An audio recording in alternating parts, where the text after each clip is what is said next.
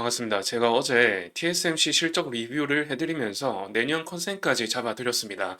3분기에 삼성전자와 영업이익 차이가 더 크게 벌어졌는데 그게 얼마나 심한지 감이 안 오시죠?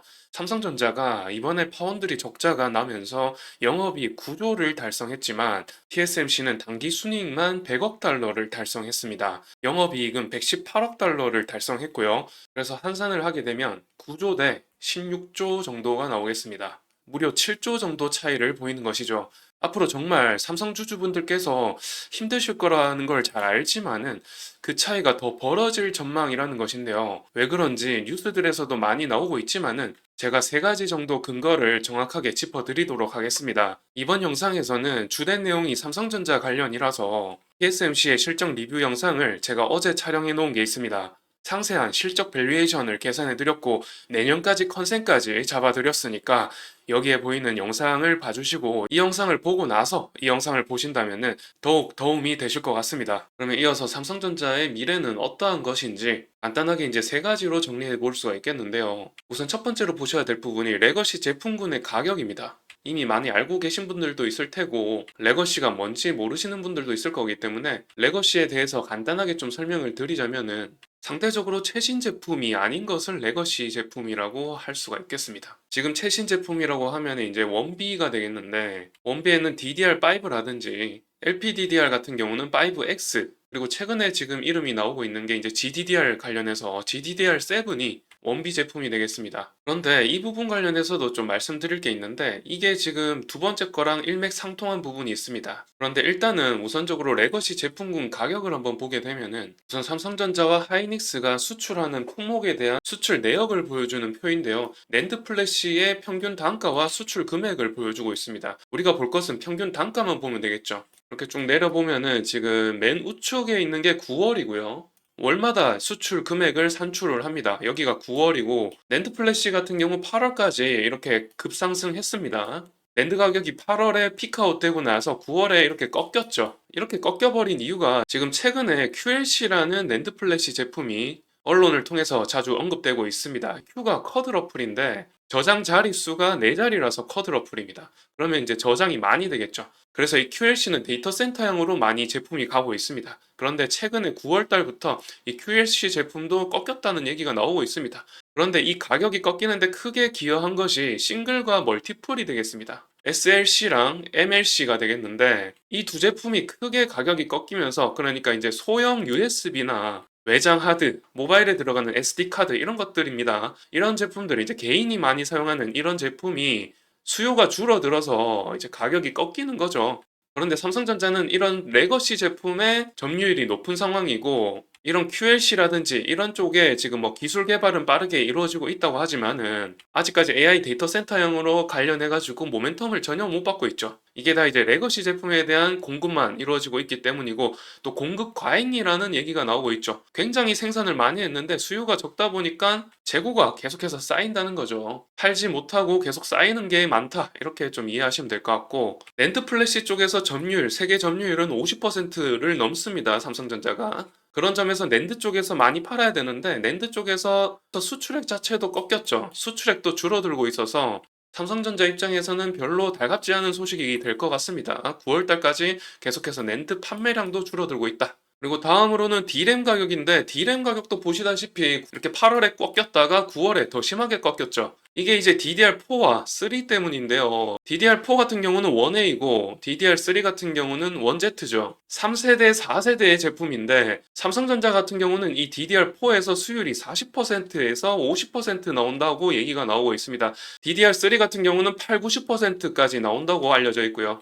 그래서 지금 삼성전자가 DDR4도 제대로 못 만들고 있는 상황에 DDR5 같은 경우는 뭐 말하면 뭐해 같은 수준입니다. 이런 부분 때문에 삼성전자가 지금 잃어버린 10년 얘기가 나오고 있죠. 그래서 삼성전자 같은 경우 지금 DDR3 많아봐야 DDR4까지 뭐 수혜를 받을 수 있을 것 같고 HBM3E 제품에도 DDR4가 들어갔다는 얘기가 있죠. 하이닉스 같은 경우는 DDR5 제품이 들어가는데 삼성전자는 DDR4를 넣는다. 굉장히 공급 단가 면에서도 하이닉스보다 마진율이 더 낮을 가능성이 높죠. 성능도 더 좋지 않을 가능성이 높습니다. 이런 부분들 때문에 삼성전자가 퀄 테스트가 떨어지지 않았나 이런 부분들이 작동하지 않았나 싶습니다. 그래서 이제 이어서 두 번째랑 함께 보게 되면은 일단 3나노가 원비가 되겠고요. 2나노가 원C에 해당하는데요. 삼성전자는 아까 말씀드렸다시피 이 원비와 원C 아예 지금 가당치도 않은 상황입니다. 그래서 최근에 이슈에서 어떤 얘기가 있었냐면 삼성전자가 3나노에서 GAA 방식을 채택했다라고 했습니다. 그런데 여기에 비교해서 TSMC는 핀펫 공정을 사용한다고 했습니다. 3나노에서. 아실 분들은 아시겠지만 GAA 방식이 핀펫보다 훨씬 선진 공정입니다. 그래서 이 핀펫 공정으로 했을 때보다 GAA 공정으로 했을 때 성능이 20-30% 좋아야 됩니다. 20-30% 좋아야 되는데 오히려 지금 TSMC의 핀펫 버전보다 지금 20-30% 성능이 딸린다는 얘기가 나오고 있거든요. 똑같은 나노 공정에서 선진 공정 방식을 사용을 했는데 성능이 오히려 딸린다는 것은 3나노가 맞느냐라는 의구심이 생길 수밖에 없죠. 애초에 5나노 공정을 사용한 것과 같지 않냐 이렇게 말할 수가 있기 때문에 제가 봤을 때 일단은 개인적인 생각이지만은 삼성전자는 5나노까지만 잘하고 있다. 3나노 이하 공정 원비 이하 공정에서는 수율도 전혀 나오지 않고 성능도 전혀 나오지 않는다는 점 그렇기 때문에 지금 TSMC한테 밀리고 있다. 이렇게 좀 이해하시면 될 것 같고 최근에 AMD와 어떤 계약을 맺을 뻔했죠. 2나노, 3나노 공정에서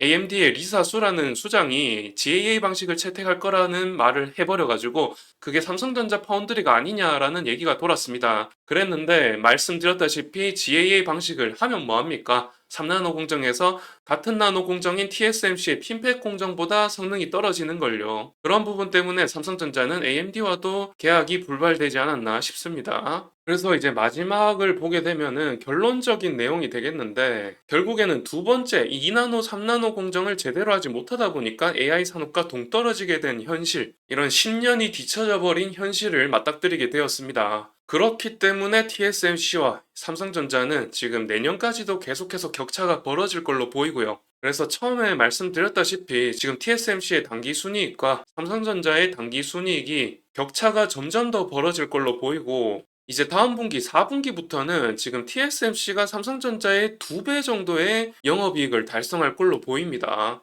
TSMC는 성장률이 40% 정도 되고요. 삼성전자는 지금 마이너스가 계속해서 나오고 있는데 다음 분기도 지금 쉽지 않습니다. 같은 폭의 마이너스가 나온다면은 9조에서 8조에서 7조 사이에 지금 영업이익이 나올 가능성이 높은데 TSMC 같은 경우는 지금 다음 분기에 40%의 영업이익률 상승률을 보이면은 19조 정도의 영업이익을 달성할 걸로 본단 말이죠. 그러면은 이제 2배 이상으로 지금 벌어지게 되는 겁니다. 그리고 하이닉스 같은 경우도 제가 다른 영상에서 말씀을 드렸는데 다음 분기에 9조 정도의 영업이익을 달성하면서 삼성전자의 영업이익을 돌파할 거다라고 좀 예측을 해본 영상이 있는데요. 그 영상도 꽤 재밌을 것 같습니다. 한번 보시면 좋을 것 같고요. 여하튼 결과적으로 이렇게 지금 TSMC와 삼성전자 계속해서 이제 격차가 벌어지면서 삼성전자의 지금 시총이 380조인데 하이닉스는 120조도 되지 않죠. 그런 점에서 삼성전자의 시총이 너무 높기 때문에 다소 시총이 많이 빠질 수 있다라는 좀 걱정을 안 할 수가 없습니다. 한 100조가 빠져도 사실 할 말이 없는 수준이다라고 좀 생각을 해보고 있습니다. 그런 점에서 좀 우려하고 있기는 합니다만은 뭐 100%는 아니니까요. 여러분들의 판단에 따라서 잘 투자하시면 될 것 같고 여하튼 좀 조심하시라는 결론을 좀 드립니다. 그러면은 이번 영상은 이렇게 마치도록 하고요. 다음 영상에서